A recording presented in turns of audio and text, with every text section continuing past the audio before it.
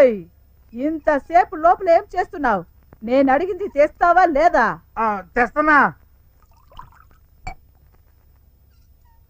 తెచ్చే లోపల అరుస్తావా? ఏంటి రీసౌండ్ వస్తోంది? డాబా ఇల్లు కదా. అంటే డాబా ఇల్లో పెంకుటిల్లో నువ్వు చెప్తే గాని నాకు తెలియదా? ముందు 2 గుంజీలు ఇదేం కొత్త పనిష్మెంట్? ఒకటి ఒకటి ఒకటి ఎన్నిసార్లు అంటావు? నేను 1 2 సార్లు అంటా. మరి 2 ఎన్నిసార్లు అంటావు? ఎక్స్ట్రా వద్దు. ఆచితి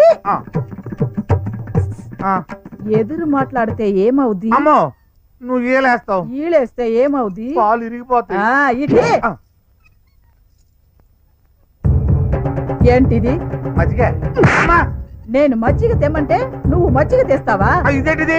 మజ్జిగకి మజ్జిగ తేడా ఏంటి? అమ్మో, తప్పు చేసింది కాక మళ్ళీ ఎదురు మాట్లాడుతున్నావా? అమ్మో అమ్మా, మళ్ళీ కొడతావేంటి?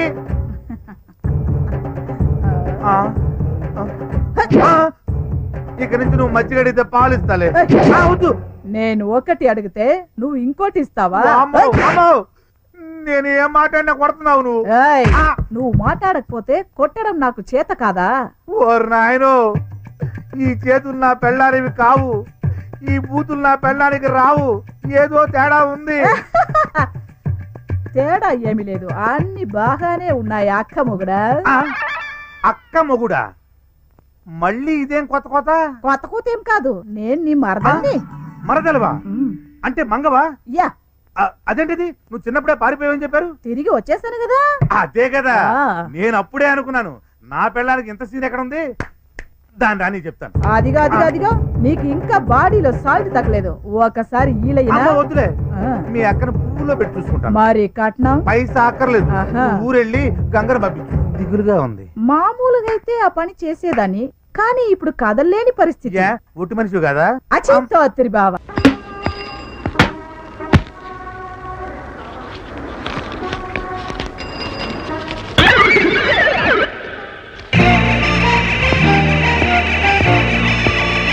బట్టలు చాలా బాగున్నాయి కదా బాబాయ్?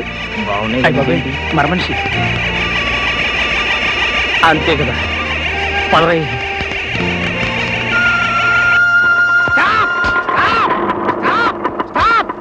ఏంటో నడపడం?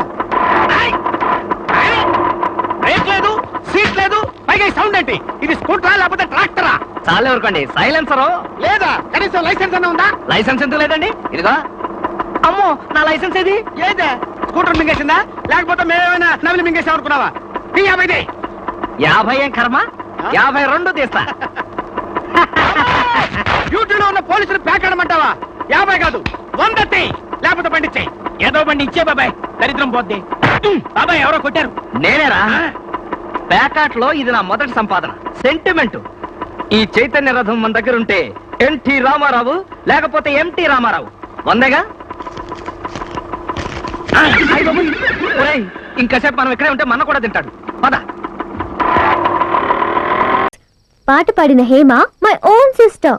God promise, mother promise. నిజమా? ప్లీజ్ మీ అక్క నాకు పరిచయం చేయవా? ష్యూర్. కానీ ఏ లాభం? పాప మా అక్కకి మీరు ఏం మాట్లాడినా వినపడదు. ఏ? అంత చక్కటి అందం, అంతకన్నా అందమైన గొంతుచ్చిన దేవుడు మా అక్కకి పుట్టడు చెవుడిచ్చాడండి.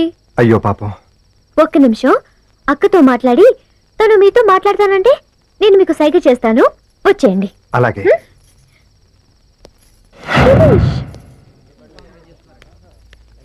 అక్క సూపర్ గా పాడవే. Thank you. అక్క అటు చూడు, ఆ శాల్తీ ఎవరో తెలుసా? నాకెలా తెలుస్తుంది? నీ ఫ్యాను, పేరు సాయి కృష్ణ, హైదరాబాద్ శాల్తీ. నువ్వు పాట పాడుతున్నంతసేపు నీ ఫోటోలు తెగ తీసాడు. నిన్ను పరిచయం చేయమని మోగగా అడిగాడు. మోగగా అడగడం ఏంటి? ఓ నీకు చెప్పలేదు కదూ?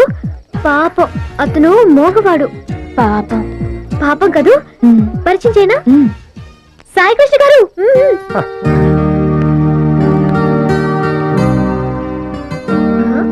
సాయి కృష్ణ గారు, దిస్ ఇస్ హేమ, మా అక్క. మీరు మాట్లాడుతూ ఉండండి. నాకు మీ పాట అంటే చాలా ఇష్టం.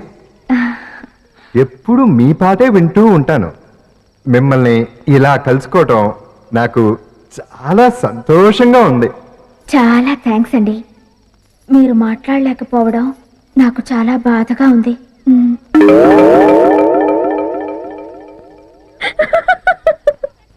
మీకు చక్కటి గొంతుండి మీరే వినలేని పరిస్థితికి చాలేస్తుంది. ఏంట్రా సాయికృష్ణ, ఇందాకటి నుంచి చూస్తున్నాను ఈ అమ్మాయికి ఒకటే సైకిల్ చేస్తున్నావు. పాపం అమ్మాయికి చెవుడు కదరా. నాకు చూడా? మీ సిస్టర్ చెప్పింది. అదేంటి మీరు మాట్లాడుతున్నారు? మీరు మోగ కదా? నేను మోగా? అవును, మా సిస్టర్ చెప్పింది. భలే వాళ్ళే. సావిత్రి, శ్రీదేవి ఒక పట్నం వెళ్తామనేంత వరకు మనం వెళ్తామనకూడదన్నారు బావగారు. ఉండు, అక్కేం చేసిందో చూద్దాం.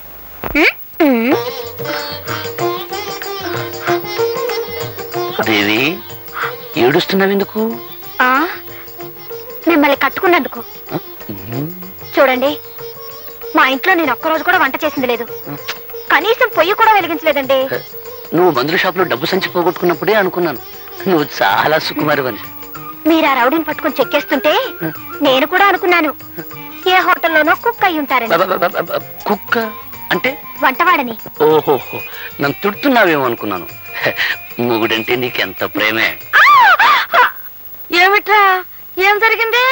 ఏం లేదు బామ్మ, ఈ సుకుమారి ఉల్లిపాయలు తరగటానికి బదులు చెయ్యి కోసుకుంది పాపం. అయ్యయ్యో, వంటింట్లో ఇదంతా సహజం రా. నువ్వులేమ్మా, నేను చేస్తాలే. నువ్వు ఉండు బామ్మ, ఇన్నాళ్ళు మాకు వంట వండి పెట్టింది చాలు గానీ కోడలు వచ్చా కూడా నువ్వు చేయడం ఏమిటి? నువ్వు పద. పర్వాలేదులేరా, చిన్న పిల్ల. నువ్వులేమల్లే. నువ్వు పదవే, తను చేసుకుంటుంది. నువ్వు పద, పద. పదవే. పడిపోతాను. పద. అక్క, ఏమిటి? నువ్వులే లే. మనం తాళి కట్టించుకున్నందుకు ఇక్కడైతే ఎగతాళే మిగులుతుంది. అదే పట్నంలో అయితే పొయ్యి ఉండదు, పొగుండదు, పిడకలుండవు, అన్నిటికీ సిచ్చులే కదక్క. బాబు కాస్త ఆగండి, మిమ్మల్ని మాట చెప్పనివ్వండి. అమ్మయ్యా, ఆ పెద్ద ఆయన పెద్ద కాంట్రాక్టరు, పేరు గురునాథం. ఆయనకి 10 లక్షల ఆస్తి, 25 లక్షల ఆశలు, ఒక్కర్తే కూతురు, పేరు సుబ్బులు. చంద్రుడికో మచ్చల, గులాబీకి ములుల, ఆయనకో మేనలుడు. వరుసగా మేనలుడే, కానీ నిజానికి ఎవడో అదేదో మొగుడు అంటారే, ఆ మొగుడు. ఆ మొగుడి అదే ఈ మేనలుడి పేరు అబ్బులు. డబ్బు లేని అబ్బులు సుబ్బుల్ని వలచాడు. 1,00,000 రూపాయలు కన్యాశుల్కం ఇచ్చిన వాడికే పిల్లనిస్తారంటాడు గురునాథం గారు.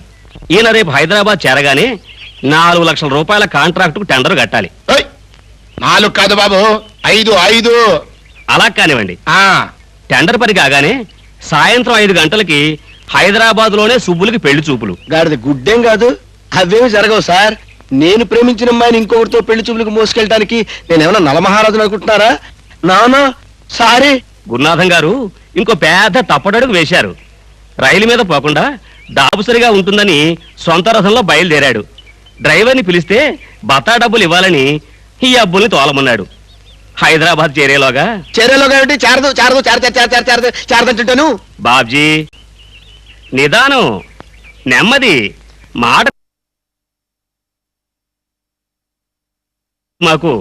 చేరేలోగా ఏంటి? ఇది అసలు హైదరాబాద్ చారనే చారదు, చారనే చారదు, చారదంటే చారదు, చారనే చారదు, చారదంటే చారదు, చారనే. మావయ్య, నువ్వు ఆ టెండర్ కట్టను లేవు, సుబ్బుల్ని పరపురుషుడికి చూపించను లేవు. సుబ్బులు నాది, నా జన్మ హక్కు.